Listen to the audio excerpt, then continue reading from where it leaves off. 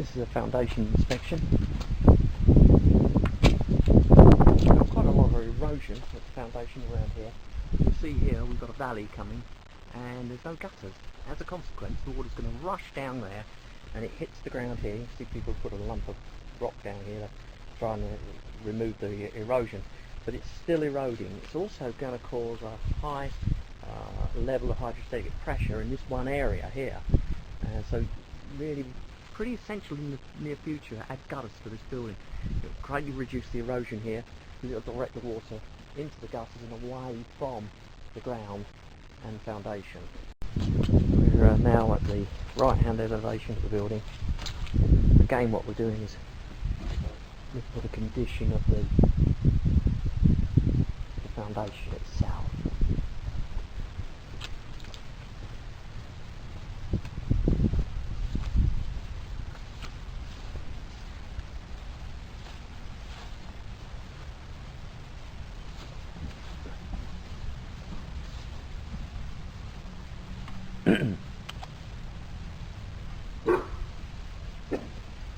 Okay, now we have exposed rebar here. This is caused by spooling. I'm standing at the rear elevation. We're looking at the spooling concrete caused by the rebar.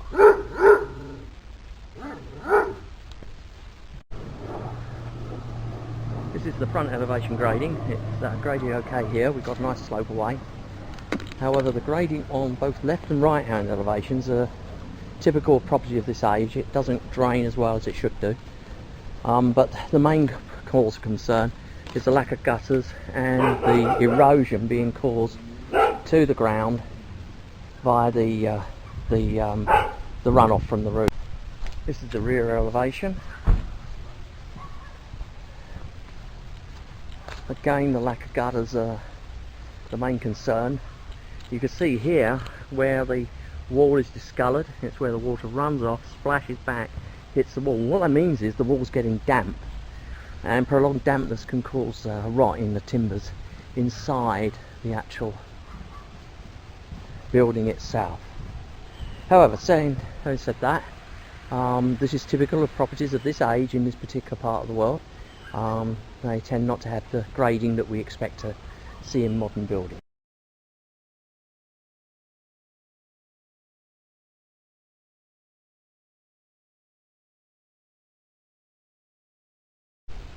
I'm standing at the rear elevation of the property. I'm using this window as an example, but all the windows suffer from it. Now this window here is particularly bad. We've got a big gap opened up here. That is going to allow rodents inside the building. It's big enough. Now, apart from filling that gap, all of this around this window should be corked, and that's true of every window in the house. There's no corking on the framework, and that's going to allow water to get in behind the walls.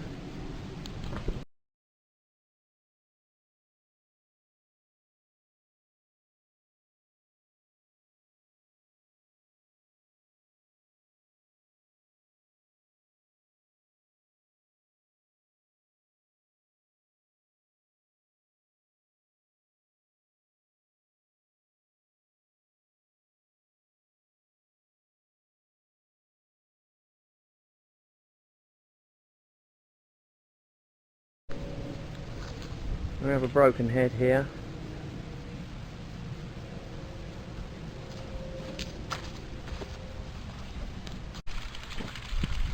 So we have an ornamental fountain to the left of the drive, and the soakers located either side of the footpath are badly positioned, watering more of the road than they are of the yard. And this head looks broken too.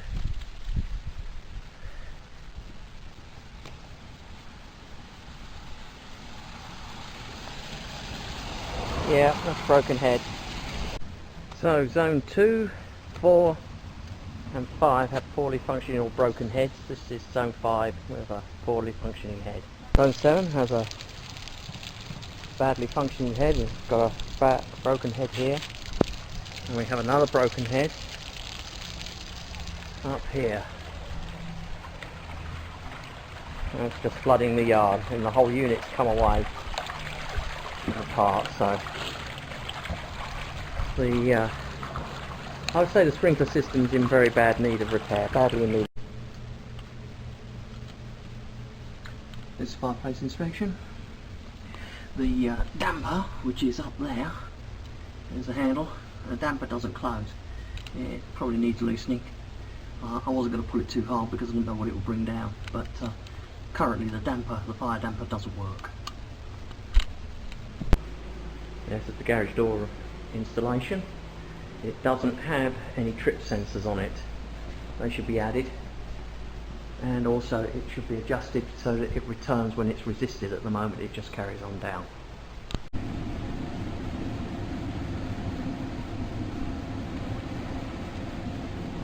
This HVAC unit, it's located over the garage. It's not cooling the property. The compressor's running, but there's no cooling.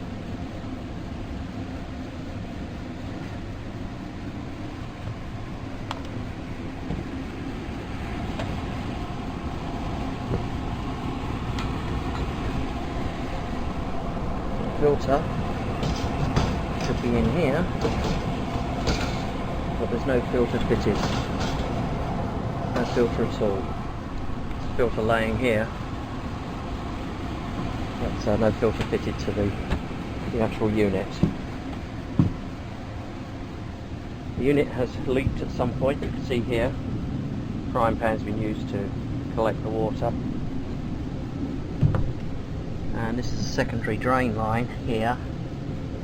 That's showing signs that somebody's stuffed it full of insulation to perhaps stop it leaking. This pipe here, let's turn my light on. Okay. This pipe here is for this drain here, and that drain has been disconnected. It's been disconnected for a long while. You see it's running out of the building out here. Well, this air conditioner hasn't worked for a long while from what I can see. And we just insert the fibre optic camera in there. Now I can only get into a limited amount of the exchanger, but there's a lot of rust in there. I would say that this really needs to be checked out, taken apart and had a close look at, determine whether or not the unit will actually work in the future. Just video me, and I'm going to address the camera. Okay. Okay, we're in the attic of a house I'm inspecting today. The condition of the air handler is very poor, and on the disclosure there's no evidence that they're admitted to the fact that this unit doesn't work. And there's a number of clues that give it away right away. Down here on the floor, you can see I'll point at it with my fibre optic camera. Down the bottom there is a frying pan. It's been used to collect water. In addition, we have here the primary drain line. It's been disconnected. It hasn't been connected for a long while. The reason I know that is because the whole of the unit in here is actually been stuffed with insulation. I'm just going to put my fibre optic camera down. Unfortunately it doesn't record, it just lets me look. And what I've found when I get in here, I'm going into the primary drain here, come down here. Let me take that camera from me a moment, just so I come round. So what we're doing is we're going into this hole here. It's very limited what I can see, but I can actually see. So we pass it in, and as soon as I get inside, I've found considerable amount of rust. Can you see there? Can you see the casing? It's not in good condition at all. So I would say this unit is not serviceable. It's probably at the end of its service life. We estimate it to be about 20 years old. So remember, beware those buyer's disclosures. They might turn around and tell you they're working, but without a home inspector you would never know. We'll put that up. So tell me, you spoke to them about the unit, did you? Through the exchange of the realtors, we got information back that they were meticulously maintained and they were well taken care of. Well, the evidence doesn't really play to that, because here we have a filter, and there's no filter in this air handler here. And the other handler, which we're not going to bother videoing because the evidence is damning, this air handler here hasn't worked for a long while. We're going to do a gas test next and see whether or not there's any gas leaks, because I don't really want to turn it on if there's a possibility of leaking gas. I don't think there is, but if it's not been maintained and they're claiming it has, that's not good at all. This is the air handler serving the master bedroom. It actually is working. However, it's got some bad workmanship up here. There's a broken outlet cover here, and wire nuts have been used to put in a circuit, but it's not been enclosed, so that's open. There's no filter in the filter itself. There hasn't been one for a long while. There's one laying up here, but there's no filter here. All in all, it's not in very good condition at all. I can't get into this particular one, to the evaporator, but I have to say, given its age, given the condition all the way around here, it's in very poor condition. I would say the evaporator is probably nearing the end of its safe working life. In addition to the evaporator, there is no safety pan beneath here, so if there is a leak, it's going to leak through the ceilings into the house. This is a very old installation. It was 1991, and it was quite common to leave safety pans off. So there's a safety pan missing from this unit and the other unit in the other part of the attic. This is a water heater inspection. I tried the temperature pressure relief valve, which is up here, and it doesn't work. That's got to be replaced. That's dangerous because now the tank can overheat. We've also got evidence of water penetration coming down the pipe here, and evidence of water penetration at the top. And somebody's done a seal up there. You can see where the water stain in the ceiling, so it's probably an active leak as we speak. The water heater itself is very old. There's a lot of corrosion around here, indicating its age. And this is a very acidic environment up here because where the exhaust valves come up. And the hood itself is loose. Now that's dangerous because that can allow carbon monoxide or flue gases to spill out of the flue and into this little cupboard here. Now, the unit itself is aged. There's a lot of rust in here, considerable amount of rust. I would estimate the life of this water heater is really at its end.